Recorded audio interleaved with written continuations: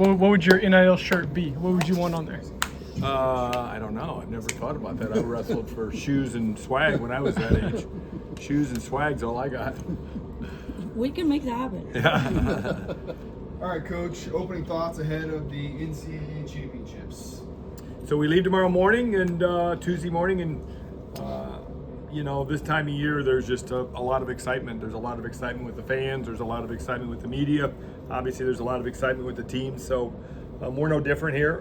We got a bunch of guys that are excited. I really think these guys have, I told them a couple days ago, I don't think you guys need to change that much. I think you went out and entertained all year and scored a lot of points and had a lot of really good performances. And so that's going to continue to be the motto going into Cleveland. So it's going to be a exciting 3 days. Does it feel like you can have higher expectations across the board with these guys, or how is this team different from others? Well, obviously, compared to last year, yeah, we better have a lot higher expectations because that was a train wreck. But, 2 years ago in Kansas City, we had a really good performance. And, I think we need to match or surpass that.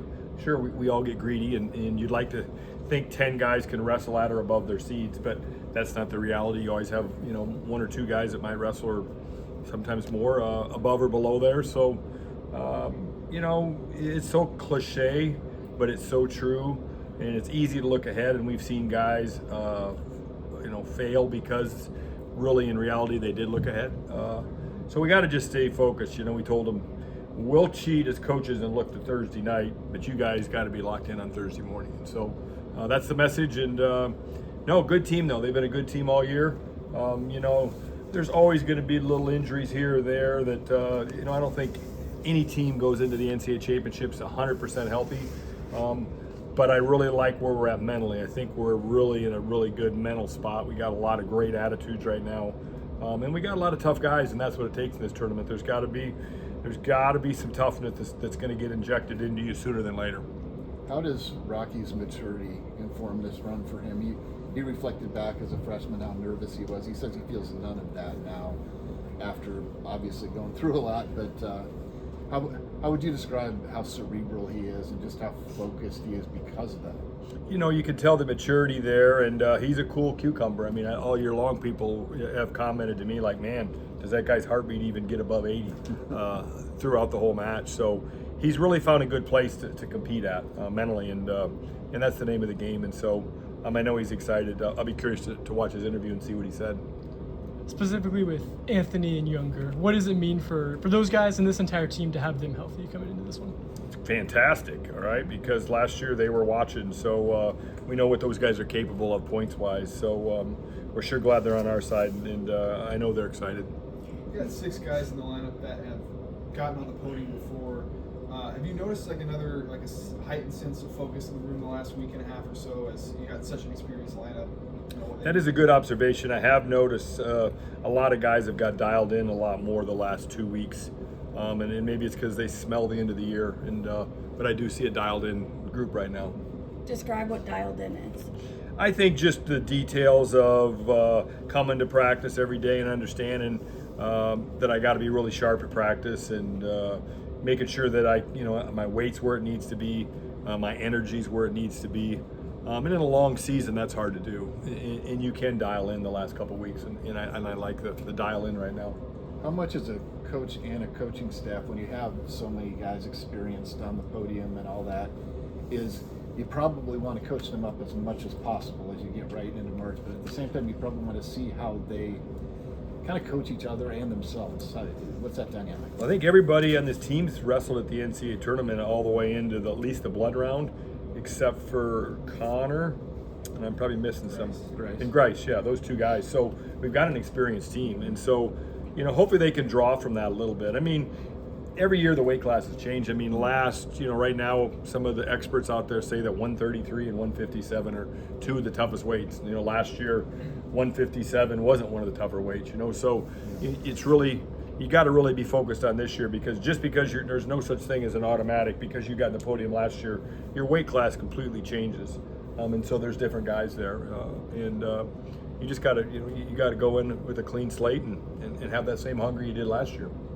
And looking at younger you, he seemed very like the way he talked in his interview after winning his Big 12 conference title was very different. He was just very focused. I asked him if he felt emotional at all, and he was like, "No, this is not the same as when I finished in Hilton. It's very different." He just seems very dialed in a different way than I've seen him in the past. How have you seen him in the last 2 Well, I think the Big 12 was part of the process for him. You know, he takes the number 1 seed seriously, and he's going there for one thing. And so I think it's a checklist, all right? I got the Big 12s out of the way. Now I got to get Thursday out of the way. Now I got to get Friday out of the way. And so I think he's a lot more process oriented and not as emotional. I tell these guys, and it's hard to do, is, you know, the highs can't be really high and the lows can't be really low. And you know, I think when we're young, you get caught up in that a little bit. And I think he's just more mature like Rocky. You've got your Bobby Douglas t-shirt on. Yep. You know, honoring great. his legacy. What is his legacy at Iowa State and college wrestling as a whole? Well, I thought it was our equipment people and our staff decided that we were going to get a Bobby Douglas t-shirt, and we got a little Bobby Douglas saying on the back of it here. So I'll let you all read that. But obviously he meant a ton to Iowa State. You know, I got to experience Coach Douglas as a competitor when I was in college. He was coaching at Arizona State. I saw Coach Douglas's team win a national championship in 1988. Arizona State team win a national championship in 1988 at Hilton. And of course I got to watch him coach at Iowa State for, gosh, you can tell me how many years, a lot of years. But just a way to honor him and his recent passing. And I know a lot of his alumni and a lot of his guys were really reached out a lot and are appreciative of this. So today you'll get to see it practice today if you stick around. We're going to have kind of a Bobby Douglas t-shirt fan fest in there today, so well deserved. How's Vinny doing? Vinny's doing great. We had to sit him a couple days after he had some cobwebs when we got back. He was really in an uncomfortable place. If you've ever had a concussion, a pretty good one, those first couple days aren't fun. He didn't feel good till about Monday or Tuesday, and then about Wednesday he kind of snapped out of it, passed his concussion protocol I think on Thursday, and has really trained well since Thursday. So here we are, you know, 4 days in, 4 really good days of training. How do you prepare Connor Newton and Garrett Grice for this week? I don't think you can prepare them, you know, 100%. I think you just got to get there and you got to feel it. I think one great thing about, you know, the Iowa State schedule and the Iowa State experiences is we wrestled in a lot of big crowds and a lot of big environments. I mean, wrestled in the Cyhawk duel, there's not much more. The NCAA tournament, you know, might rival that intensity, but the Cyhawk duel is the real deal. And you go wrestle at Gallagher when it's sold out now, you're in a lion's den. So the NCAA championship crowd will be much more neutral than wrestling in a few places we did this year. Your cohort that coaches women's basketball here, Bill Fenley, says every time the national tournament rolls around, it's like a kid. He's like a kid on Christmas. How would you describe, or do you have an analogy for how you feel? I just try to kind of like, you know, in my younger years of coaching, I was probably a little cuckoo, and you know, was one of those guys that my highs and my lows were too high and too low. When we had bad rounds, I wanted to jump off a bridge, and when we had great rounds, I was going crazy. I'm just a lot more even keeled right now. I always say I got the best seat in the house, and so I'm going to look at it like that and be appreciative of my good seat for 3 days.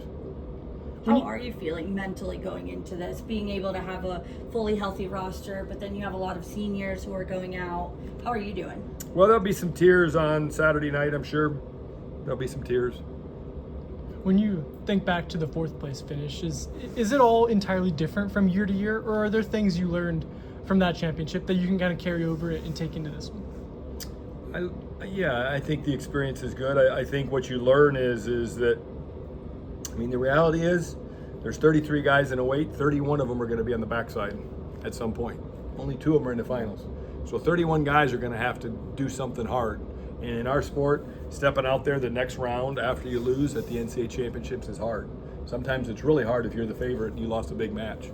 So how you handle adversity, 31 guys are going to get, adversity is going to smack them right in the face sometime either Thursday, Friday, or Saturday, and they're going to have to figure that out. So, you know, but wrestlers, we're built tough, and we just got to be tough. Thank you, Coach. Thank you, Coach. Thanks, Coach.